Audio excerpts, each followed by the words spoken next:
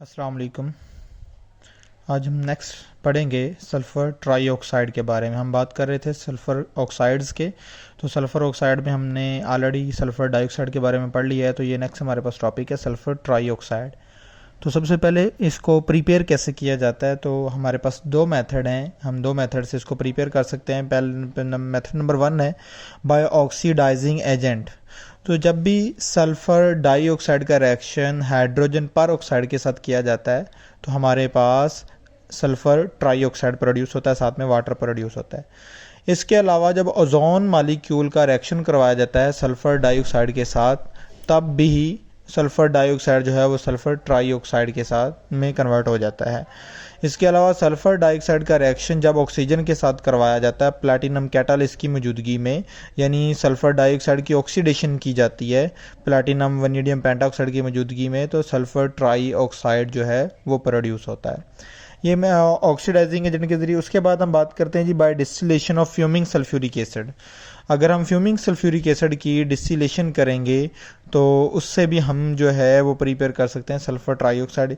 इसमें हम sulphuric acid का रिएक्शन यानी फ्यूमिंग सल्फ्यूरिक एसिड का रिएक्शन करवाते हैं P4O10 के साथ, फास्फोरस ऑक्साइड के साथ।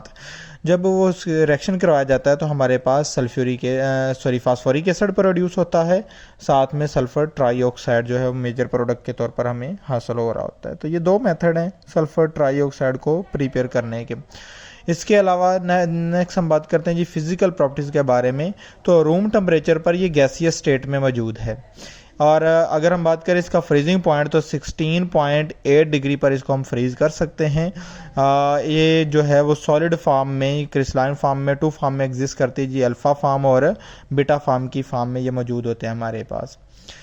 देन हम बात करते हैं, अगर हम केमिकल प्रॉपर्टीज़ की बात करें तो सल्फ़र ट्राईऑक्साइड जो है वो वाटर के साथ रिएक्शन करके सल्फ्यूरिक एसिड बना सकता है, लेकिन हम इस रिएक्शन को सल्फ्यूरिक एसिड की प्रिपरेशन में डायरेक्ट इस्तेमाल नहीं कर सकते, क्योंकि ये बहुत ही ज़्यादा विगरस रिएक्शन होता है, बहुत ही ज़्यादा डेंजरस रिएक्शन होता है, बहुत ही ज़्यादा एक्जोथर्मिक रिएक्शन है। इस वजह से ये डायरेक्ट रिएक्शन हम सल्फ्यूरिक एसिड को बनाने के लिए इस्तेमाल नहीं कर सकते, बल्कि हम सल्फ्यूरिक एसिड को बनाने के लिए कॉन्टैक्ट प्रोसेस का यूज़ करते हैं।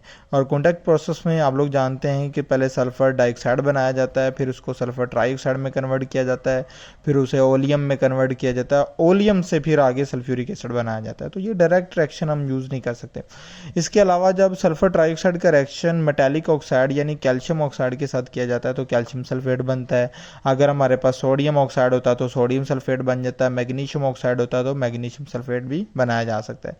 इसके अलावा केमिकल प्रॉपर्टीज़ में इसकी एक और प्रॉपर्टी भी है ऑक्सीडाइजिंग प्रॉपर्टी। ये दूसरी चीज़ों की ऑक्सीडेशन कर सकते हैं जी। First of all, for example, अगर इसका रिएक्शन सल्फ़र के साथ करवाया जाए तो 1000 डिग्री सेंटीग्रेड पर यही सल्फ़र जिसका रिएक्शन सल्फ़र ट्राईऑक्साइड के साथ किया जा रहा है वो सल्फ़र डाइऑक्साइड में कन्वर्ट हो जाएगा। इसके अलावा नेक्स्ट जो इसकी ऑक्सीडाइजिंग प्रॉपर्टी है वो ये है कि हम सल्फ़र ट्राईऑक्साइड का रिएक्शन जब फास्फोरस के साथ करवाते हैं तो फास्फोरस पेंटाऑक्साइड को बनाया जा सकता है, यानी फास्फोरस की भी ऑक्सीडेशन होगी। तो इससे भी हमें पता चल रहा है कि sulphur trioxide as a oxidising agent use किया जा सकता है। देन अगर हम स्ट्रक्चर की बात करें तो सल्फ़र डाइऑक्साइड की तरह ये भी रेजोनेंस हाइब्रिड स्ट्रक्चर होता है, इसमें भी रेजोनेटिंग स्ट्रक्चर्स बनते हैं। फर्स्ट ऑफ ऑल, जो ऑक्सीजन के ऊपर नेगेटिव चार्ज है, जब ये नेगेटिव चार्ज यहाँ पर पहुँचेगा तो ये वाला डबल बॉन्ड इस ऑक्सीजन के ऊपर शिफ्ट हो जाता है और हमारे पास ये शेप आ जाती है। और अगर हम कहें कि ये वाला जो नेगेटिव चार्ज है वो यहाँ पर आके दोबारा डबल बॉन्ड बना देगा तो ये वाला जो डबल बॉन्ड है ये आगे नेगेटिव फॉर्म में शिफ्ट हो जाता है, इस फॉर्म में हमारे पास आ जाता है। अगर हम इसके स्ट्रक्चर में सॉलिड की बात करें, सॉलिड फेज में ये दो फॉर्म में मौजूद होता है, साइक्लिक ट्राइमर की फॉर्म में या चेन फॉर्म में मौजूद होता है। तो ये बेंजीन लाइक स्ट्रक्चर जो है वो बन रहा है, बट बेंजीन नहीं है, बट बेंजीन की तरह हेक्सागोनल स्ट्रक्चर बन रहा है जिसमें 3 सल्फ़र ट्राईऑक्साइड के 3 मालिक्यूल जो हैं वो मौजूद होते हैं। फर्स्ट ऑफ ऑल हमारे पास ये एक मालिक्यूल है, फिर दूसरा ये मालिक्यूल है और तीसरा ये मालिक्यूल है। तो ट्राइमर फॉर्म में मौजूद होता है, 3 मालिक्यूल मौजूद होते हैं इसमें। और यहाँ पर भी अगर हम बात करें तो हमने नंबर 1, नंबर 2 और नंबर 3 3 मालिक्यूल जो है वो मौजूद हैं। लास्ट पे हम इसके यूज़र्स की बात करते हैं। यूज़र्स में हम बता सकते हैं जी ये क्या प्रोड्यूस करने के लिए, ओलियम प्रोड्यूस करने के लिए यूज़ किया जाता है। और अभी थोड़ी देर पहले हमने बात की है कि ओलियम को फर्दर क्या किया जाता है, डाइल्यूट किया जाता है क्या बनाने के लिए, सल्फ्यूरिक एसिड बनाने के लिए। ओलियम का फार्मूला होता है H2S2O7, और अगर हम इसमें मज़ीद वाटर की एडिशन करें, इसे डाइल्यूट करेंगे तो ये सल्फ्यूरिक एसिड में कन्वर्ट हो सकता है।